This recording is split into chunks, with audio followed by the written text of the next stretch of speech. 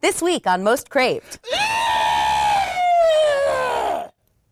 It's a shame he won't direct, but then again, who does? Arrow versus The Flash.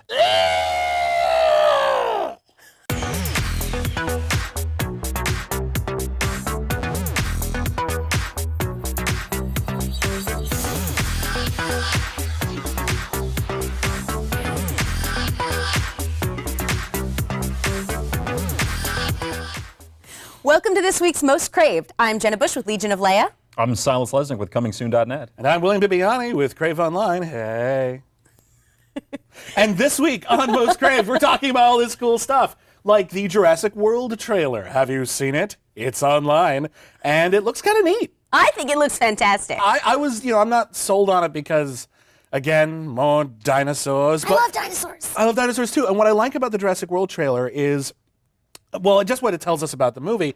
And it kind of finally fulfills the promise of the original film, which is we're going to build this theme park. But now it's actually built, and it looks like SeaWorld. I'm getting these Jaws 3D flashbacks of there's like dinosaurs eating sharks and splashing on humans and going, So they're going, cool. ha, ha, ha, we'll never die. Like, I love it. It looks really, really fun. I know there's been a lot of stuff online about, like, the science isn't accurate. It's dinosaurs, guys, seriously. Well, it's also cloned dinosaurs. They don't know if it's Right. accurate anyway. And they made a new dinosaur, which is a bad idea. Yeah. Bad idea. I like it quite a bit. I have seen some reactions online that were somewhat disappointed by how heavy the CGI is in it. Which, following this project, Colin Trevorrow has said we're going to have some other approaches that aren't CGI, and I was a little let down not to see more of that.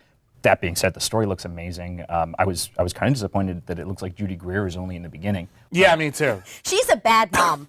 Just saying. Well, no, she's letting her kid go to Dinosaur Park by himself. Well, I It's don't a know. successful dinosaur park. Well, Compared yeah, to her mom and Men, Women, and Children, I think she's a wonderful this is a mom. very good point. She's a wonderful mom in Jurassic World. What I liked was when they talk about, the cat was sort of let out of the bag. Cat's out of the bag with, the genetically engineered dinosaur. Because I think that wasn't supposed to be leaked, and then it was, and now everyone knows about it. So they probably felt like they had to put it in the trailer. But we still haven't seen it, and we got a lot of monster vision. A lot of just POVs of the dinosaur like running around, killing and going through hallways. There was that one point when it's in a hallway, and I was like, "Ooh, hallway!" I also want to say the underwater dinosaur looks great. So like cool. Just the visual of effectively taking Jaws and saying, oh, he's just a snack for this giant monster. That's really cool. Jaws 3D. snack. Yeah. Jaws 3D. And I actually don't mind the CGI at all. I thought it was, it's dinosaurs. I'm kind of expecting it. We're stuck with it now. Like, we can't put that genie back in the bottle. They're going to use CGI for most of it. No, What are I you gonna do? like practical. I do. But It's also the case that, like, as expensive and big and as Jurassic World looks, the fact of the matter is people are going to be working up until the last minute on those effects. Damn right. And somebody pointed out online, and it's very true, the trailer for Dawn of the Planet of the Apes, while it's the same shots as the final film, look completely different. Yep. Totally. Absolutely. Yeah, dinosaurs. You have other stuff you want to talk about. I'd like to talk about the Blade Runner news, which is that Ridley Scott is not going to direct the film. He's been developing it. They have a script, and maybe this is slightly a spoiler, but Ridley Scott revealed it, so Yeah, how bad can it be? it sounds like Harrison Ford is going to be in the movie as Rick Deckard, but the movie is going to revolve around a search for him. So he won't actually appear until the last third of the movie, but I'm curious to know, do they already have a director and we just don't know who it is yet? Or we have the script and now we're going to find someone?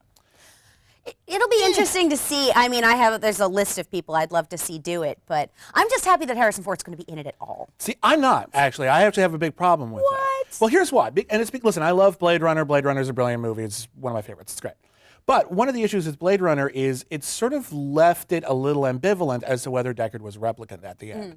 I think it was. Ridley Scott says he was. Harrison Ford said he wasn't.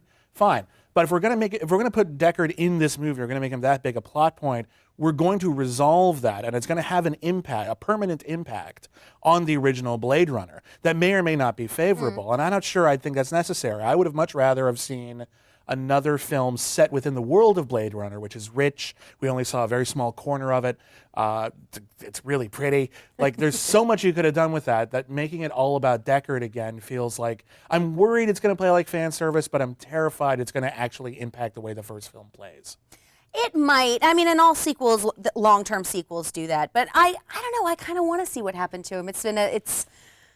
It's just a thing with me. I love him, and I love that movie so much. All of the versions of that movie. But I'm curious who you guys think should direct it. Well, I don't know a damn thing about the plot.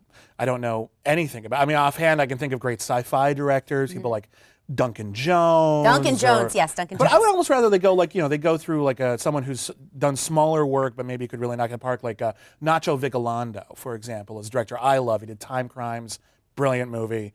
I would like to see what he could do with a big budget property like this. Neil Blomkamp is another name I'd throw out there. Yeah, absolutely. There's a lot of directors that I think are sort of being pilfered by Star Wars, because if you're a great sci-fi director, it seems like, oh, make a Star Wars movie now. Which is weird, because the original Star Wars directors, they didn't pilfer them from sci-fi. Like Irving Kershner. What did he do? The Eyes of Laura Mars. It's a thriller about a woman who can see through the eyes of a serial killer. That's what they cherry-picked from. So I don't know. I kind of like it when people are like, oh, let's go get this director whose work is only tangentially related at best. And just they have the talent, and let's see what they can do in a new environment, and then maybe they can do something new. Yeah, although I have to say, like when you're dealing with a lot of CGI and world building, that's really why you want somebody who's good at sci-fi. Just looking like say Duncan Jones now doing Warcraft, what he did with Moon, it was world building, though it was done with miniatures. Right, but like you look at someone like George Lucas, who had never done anything on this RKO 281, THX 11. THX 1138, very different. But like that was a small scale thing, and then Star Wars was really intricate and ornate. You look at a lot of people who make Jurassic World is another. I mean, the guy did Safety Not Guaranteed, which is a very small scale movie, and now is one of the biggest movies of 2015. They have a lot of systems in place, a lot of things to protect the movie from going off of the rails. They got producers. They have, you get a somewhat inexperienced director. You get an incredibly experienced DP or unit production manager, just to allay these kinds of concerns and let that person be creative.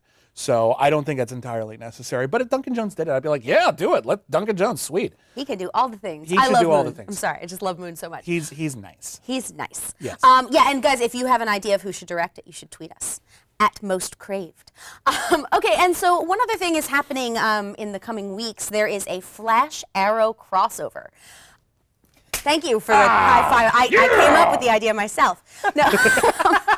But what it's doing is it's going to introduce metahumans into the world of Arrow. And they kind of already have. Yeah. Well, see, that's the thing, because everyone's saying, oh, I don't know if metahumans will work. But they really kind of. Mirakuru, that was all about like basically having super soldiers. Yeah. And the world takes place. I mean, if you looked at the Flash this week, they put the Clock King in it, so they put like a very non-superpowered villain in the Flash universe, and it was a side story, but it worked. And I thought it was a good way to just sort of ease us into these transitions.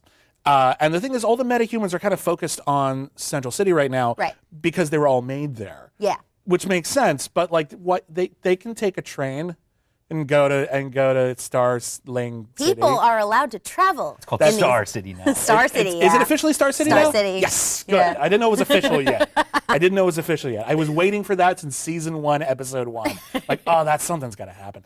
But I think this is really, really cool. I think, the Arrow and the Flash, obviously their powers are very, very different. But I think, because they're supposed to fight each other. Yeah. I think that'll make it more exciting. I think that'll make it more interesting, because the Arrow is so much more experienced and confident, and he's almost the Batman of this TV universe, that you put him against the Flash. I'm actually not betting on the Flash. I kind of just.